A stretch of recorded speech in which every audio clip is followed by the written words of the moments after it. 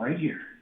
Good morning, world. Meria here, alive and kicking. Welcome to my show. Today I have a special guest on the show. It's been a while since he's been on the show. Michael Horn. He is the authorized American media representative for the Billy Meier contacts. If you're not familiar with Billy Meier's work, it's time for you to get familiar with it because I've never seen anybody with the kind of accuracy this man has. Get over to the website theyfly.com. Good morning, Michael. Good morning, Maria. It has indeed been a while since we've spoken. And how are you? I'm doing great, and just because we don't speak doesn't mean I don't read every single email blast that you send out.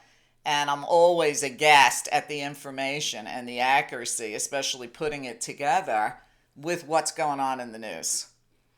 Yeah, it's kind of like the news. Billy Meier published the news starting years ago, and now we're catching up with it, unfortunately. I know, and some of the things that he said would happen, he's been saying since 1958. I mean, that's incredible.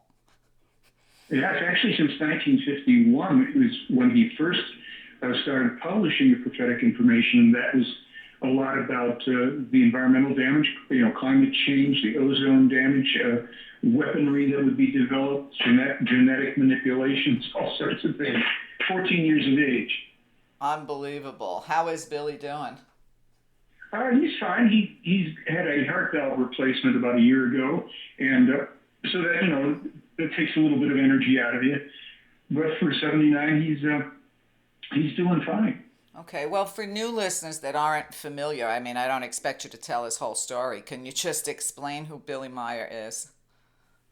Yes, Billy Meier is, as I said, a 79-year-old Swiss man who claims that since he was 5 years old and continuing on to this day, that he's been meeting with human beings from another star system, and that his first contacts with these people began as telepathic contacts, and then he continued with face-to-face, and so by the time he was 7 years of age, with their assistance, with the assistance of one man in particular named Spot, he had developed the thinking abilities of a 35-year-old man. That was the good news. The bad news was, of course, that with the awareness that he had developing at that time, he wasn't exactly fitting in well at school and a lot of other things. But the kind of compressed version, because there is so much to this man's life, is that in 1964, under the tutelage of his second extraterrestrial teacher, a woman named Asket, he took his first photos of the UFOs in India. He was written about and reported on in a prestigious Indian newspaper, the New Delhi Statesman. The reporter who saw his photos described them. We have those photos, many of them, not all, but still to this day. His main physical evidence was started to be presented by him in 1975 while under the tutelage of his third extraterrestrial teacher, another woman named Semyaze, and that is the time at which he began to take the, over 1,200 clear daytime UFO photos, films, videos. He was presented with and turned over the metal alloy samples for examination at IBM. He had 4 separate occasions on which, in the presence of up to 17 witnesses, he recorded the sounds of the UFO. It goes on, and that's kind of the phase one, step one of it. The step two was, and of course, going back, if you will, to the earlier times of, the 14-year and 21-year-old period in his life when he began to publish the prophecies, but they didn't gain the attention as much until he was already presenting the UFO photos. That was step two, and then step three is the spiritual teaching. So we have a voluminous amount of already corroborated, specific, prophetically accurate, scientific, and world event-related information. My last blog was updating his scientific information being corroborated on the so-called Iceman mummy. Let's see the 5,100-year-old Iceman, and but so much of what we focused on is specific prophetic information about these times, the geopolitical situation, the warmongering led by our country, the United States, with the cooperation of the EU, Merkel, and NATO, and how we are driving ourselves into a suicidal third world war with Russia that we will not win, but it won't matter to the lunatics that are pushing it. So I better stop there. Right. We won't win for sure. Well, you know, he's not the only one that says that. Okay. Right. Well, we've been spending money, you know, on never-ending wars. Russia has built weapons that there's no way we can destroy, and many people have commented on that. And yet we continue to push on Russia because I Yep. guess that's who we are. That's who we are, and that is unfortunate. And, you know, Meier's warnings about all of this actually, with the war, go back to 87 in detail. So there's a lot here, just depending what, you know, your listeners would like to know. I'm glad to. Right. Well, you know, a few months ago, you wrote an article, and I had talked a little bit about it. I really didn't want to get into it on my show. I wanted to wait till you were here. But I did say to my audience that they were going to be surprised at what Billy Meier had to say about President Barack Obama. Because Right. everybody's cursing Obama, but looking at this year's picks, I think people are going to be missing Obama big time next year. Yeah, well, you know, with what Meier has said about Obama, it's an interesting, you know, comprehensive type of a statement, if you will. And the reason I put it that way is because when first asked years and years ago, you know, before the first election about Obama, he had said, not too good, not too bad. And then after Obama was elected, they elaborated a little more and said, look, if Obama can survive his first term and get into a second term, and if he can withdraw American troops from Iraq, there's the possibility of actually preventing the Third World War, which is technically the fourth, but we won't go into that. Right. What happened was, in the most recent information, what they said, look, the unfortunate truth is that Obama, under the great pressure exerted on him, because this is not a guy, contrary to what a lot of people thought, he didn't come in as a major power player like, you know, Clinton more so and Bush is even more so.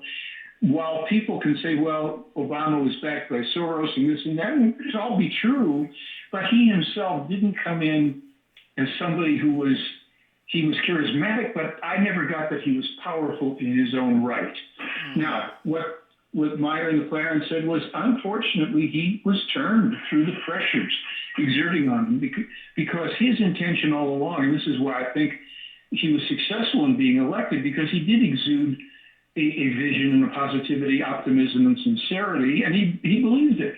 And he wanted healthcare. You know, it's funny how even the idea of healthcare for the masses has made people, you know, so allergic because, my gosh, we're not a country that cares about protecting health. We destroy lives. What's wrong with you people? Right. Now, while it can be so that you know, what's called Obamacare might be a big miserable failure, I don't know, but it's because of the way things get pushed and manipulated.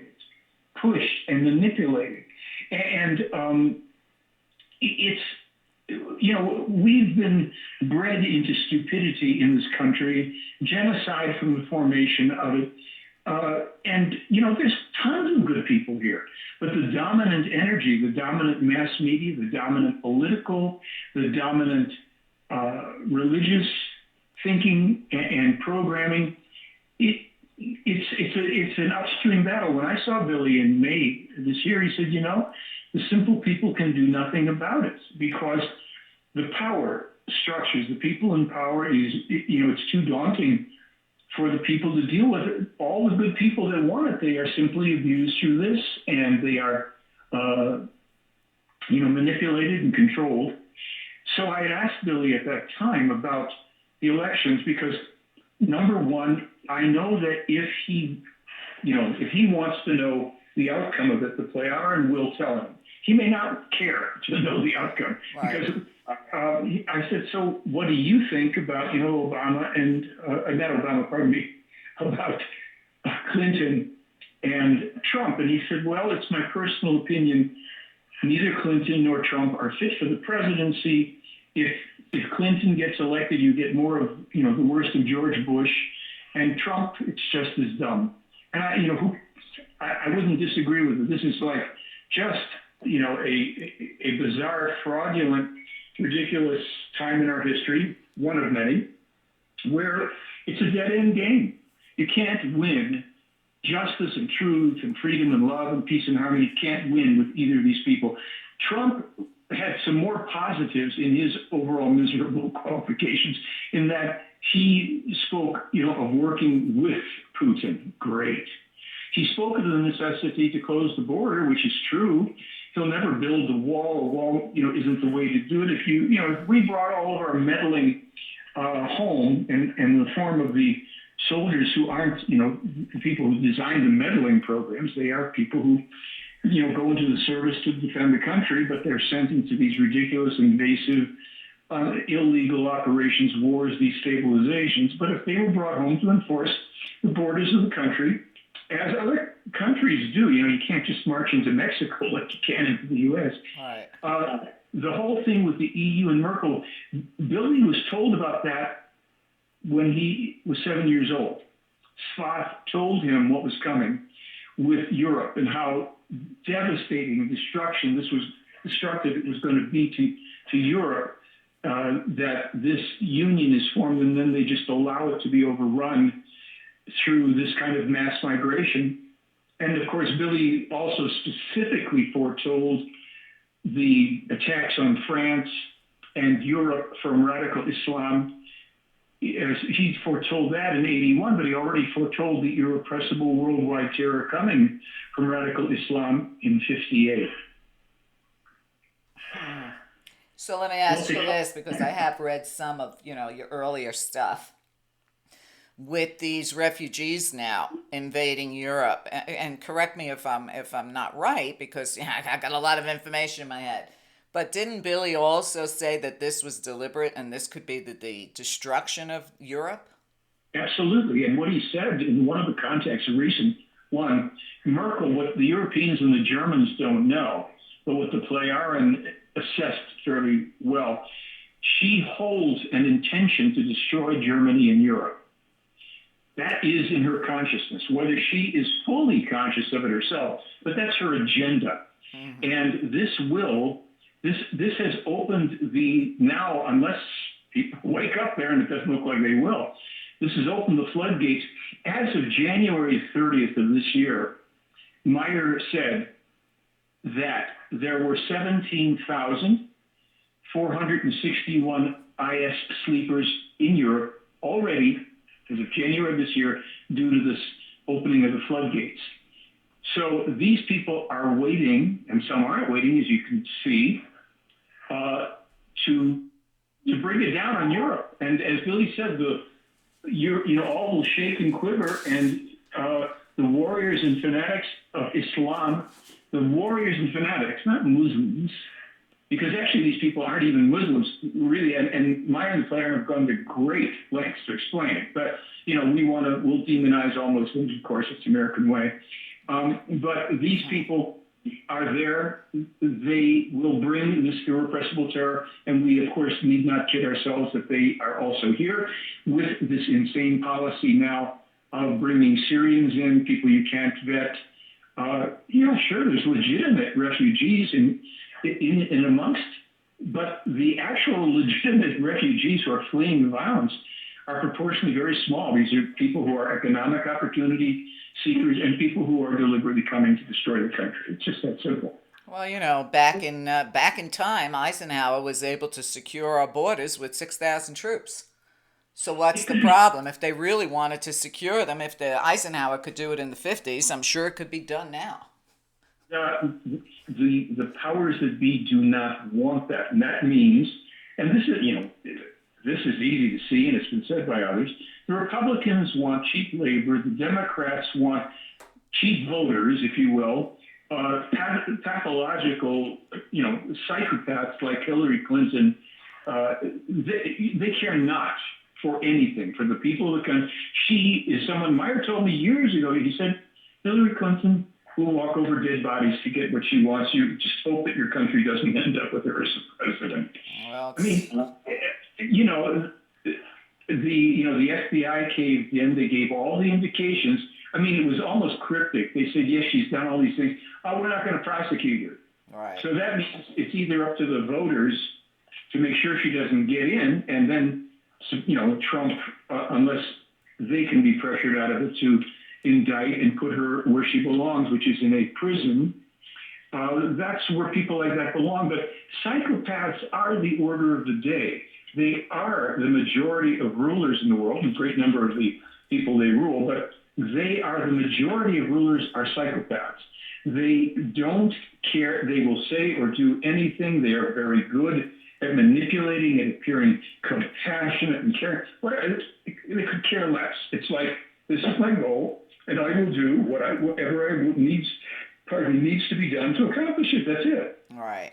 All right, I want to just back up a little bit. Your article that you wrote on June 15th, The Scapegoat, because I really wanted to just finish up with Obama. And I'm not saying he's a saint, never did, never will, but there's always been something, for whatever reason, very likable about him to me.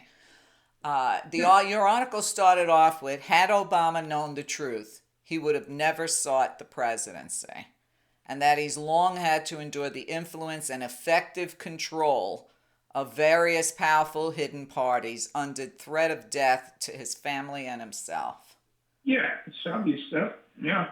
That comes, the Plejarans and Meier said that because, see, Obama didn't really know the rules of the game. This is my interpretation of it, because I'm not quoting now from Meier.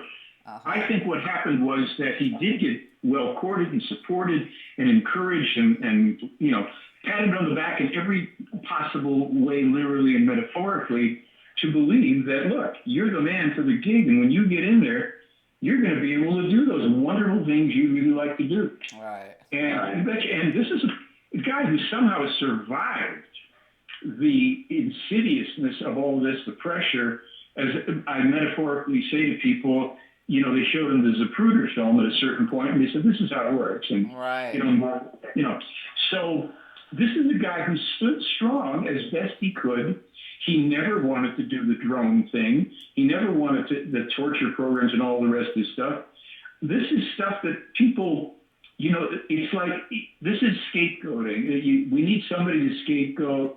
And this is the way our consciousness works, not only in this country, but this is a huge part of the American consciousness.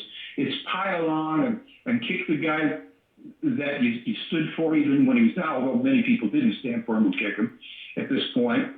And so there's a huge accounting coming due here in our country. I say it with no pleasure or glee.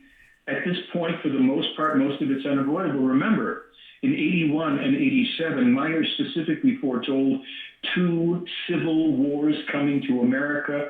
The country will break up into about 5 territories, and it can't be helped that each of them will be under a form of dictatorial and probably sectarian rule.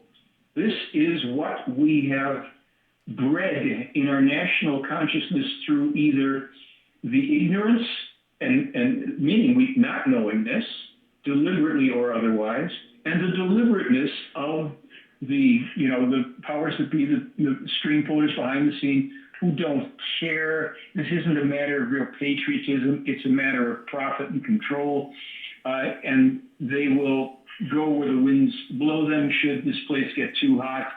They will go to Uruguay or to this or that. So these are the realities. And this is not where we start going, tear the thing down. It's like the real revolution begins within the consciousness. This is the silent revolution of truth. It is a long, long process that we are engaged in. Every human being, in one way, shape, or form or another, in this lifetime and those yet to come, will be dealing with this for the next 800 years. Wow, that's a whole long time. Well, the trick will be not to come back to this planet. That's my thought. Billy, I also wanted to ask you, what about I mean, and we have so much that he's talked about that has come to fruition. Everything from 9/11 to BP to Fukushima. For me, I don't even need to be a prophet. I look at the environment and it looks like everything I warned people about 35 years ago is happening, and yet people still seem to turn a blind eye. Didn't Billy pretty much predict the destruction of the environment too? Not pretty much specifically. Everything we're dealing with right now, starting, as I said, when he was 14. Climate change, global warming, ozone damage, the connection, I mean, from 14 on, I'm going to list some of them. The connection between the extraction of oil, gas, mining, and earthquakes, volcanic eruptions, and you throw in there fracking as well. It's part of the process. You know, it's 1976, he specifically was told and published that information. All of the stuff, literally, the mega storms that are coming, the mega eruptions and mega quakes that are coming, these are things he specifically foretold. The falling off of parts of lands that we will see into the sea. Stuff that, you know, we will look back at and ultimately will just still be forgetful because people don't want to know. They don't want to think. And, you know, there's an old saying, only when the pain is great enough do people change. Well, unfortunately, we're going to have a lot of opportunity for change that's going to be, you know, foisted, if you will, upon us in accordance with the laws of cause and effect. We, the human beings of Earth, have brought most of this upon ourselves. There's nothing to blame. There's no one coming to save us. The imaginary ETs that everybody thinks are floating around, either to invade or to save us, no. Right. This is us. This is us. So we have got to wake up, or we don't. It's no longer a matter, really, where people can be warned. I'll be blunt about it.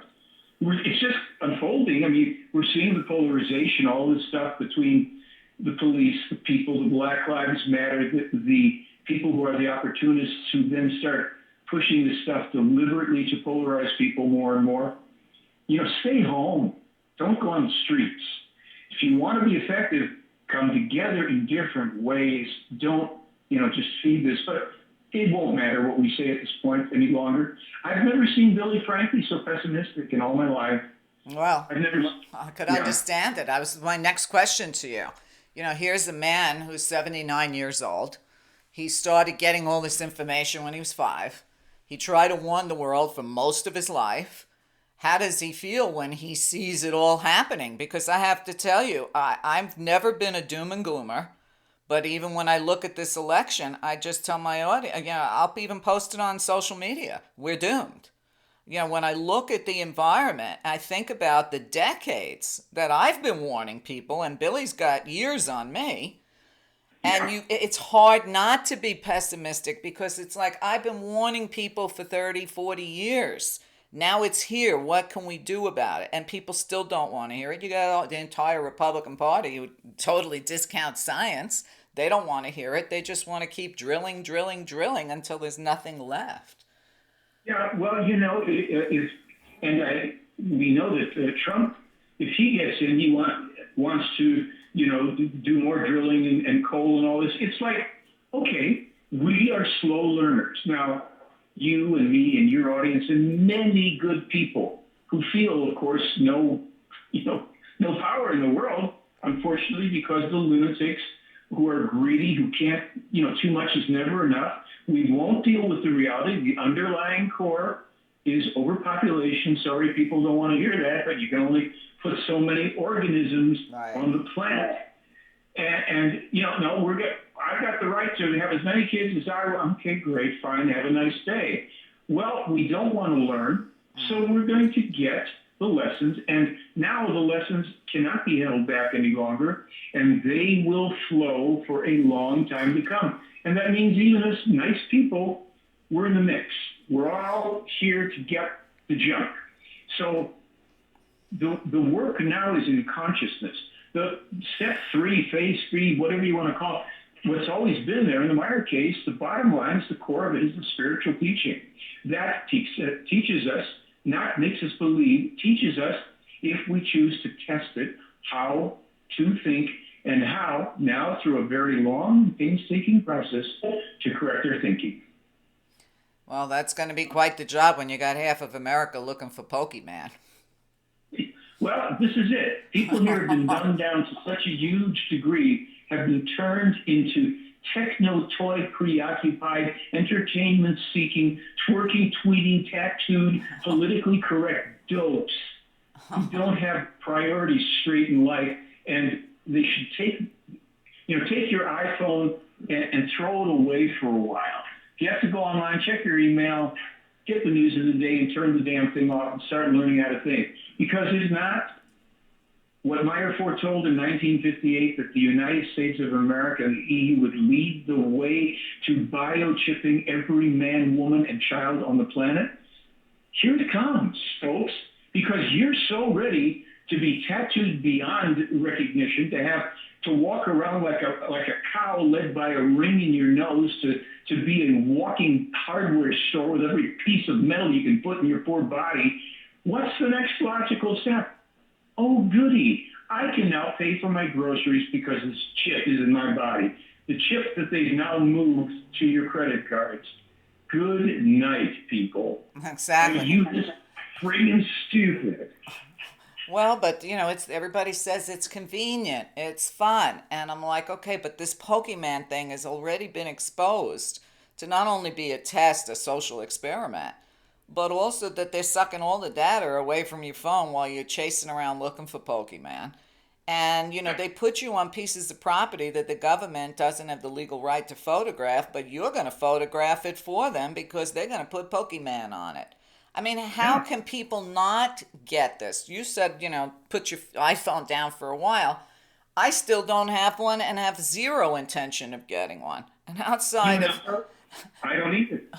Yeah, why would I make it easier for them to track me? I'm sure if there's a terrorist list out there, my name's got to be on it for multiple reasons. But I'm going to make it a little difficult for them. Let me be the Pokemon and let them try and find me. Why make it easier? Look, the government, Meier was the first one to publish the information about Microsoft, NSA, and the backdoor to our computers. Let's face it, the government, whatever that means, they have all the information on people. With the cooperation of the mega deviants at Google and all the rest of this stuff, who can't salivate but for more power, all these people like Facebook and the Google and all that stuff, people, when they get that level of power, they get co-opted into the system to simply, be appealed to with even more power. Can you imagine that? You can't even eat $50 billion worth of food, but we're going to promise you even more. You'll be the first ones to Mars, whatever it is they sell people. This power addiction is one of the main corruptions of the human being, and it's okay, folks. Don't worry about it, because right now you've bought into it. You want to put the pictures of your family and your children and your address on Facebook. You want to do all this stuff and compromise your children's safety into the future. You've done all this stupid stuff. You tell everybody where you're going, where you are, what you're doing. So you make it easy. If anybody wants to track you, there you are. And most of us, honestly, it's not most of us that care, because they got it already. Right. They just want how they slot it into the control thing, because if they feed you Pokemon and the next this and the next that, you're going to go and buy it. You're going to sign up. You're going to take chips. You're going to zone out. You're going to rear-end people while you're driving because you're playing your stupid games. You got your internet and TV and Netflix in your cars because you need to be entertained like this 4-year-old children that you have willingly acceded to being for the powers that be. So don't you dare complain about a damn thing, because you've signed on to it. Now, for those that might be troubled by that or have opted out of as much as this as they can, start studying the spiritual teaching and learn how your mind works. There's a lot of free stuff on my site. And if you really are serious about it, you buy a couple of Billy's books and you kind of get a renovation inside of your consciousness. Exactly. So, oh my goodness, this is really how it works. How come nobody told me before? Well, get on with it now. All right, now's the time. Absolutely. And you can also sign up for Michael's free newsletter on the site too. And Michael, I think you put out at least one article a week, don't you?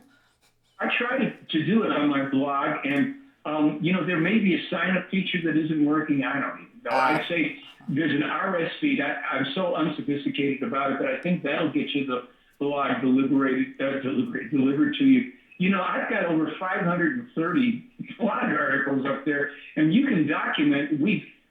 I've got the whole corroboration for Billy's prophecies and stuff on my website, but then I just started blogging and updating all of it because honestly, there's so much, and if people really want to know, they will. If they don't, they can keep on playing Pokemon and tweeting, twerking, texting, tattooing to their heart's content. Decide that they get a new gender identity because apparently all you have to do is decide that you identify with a new gender.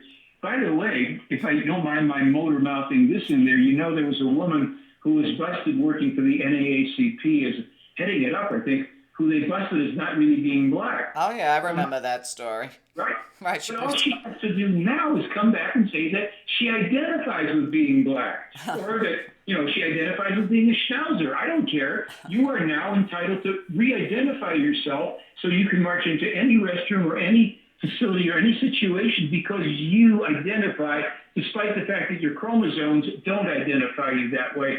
This is what we've been brought to with political correctness. So the dopes on the left and the dopes on the right have got together to sell out their brains so that they can be dopes.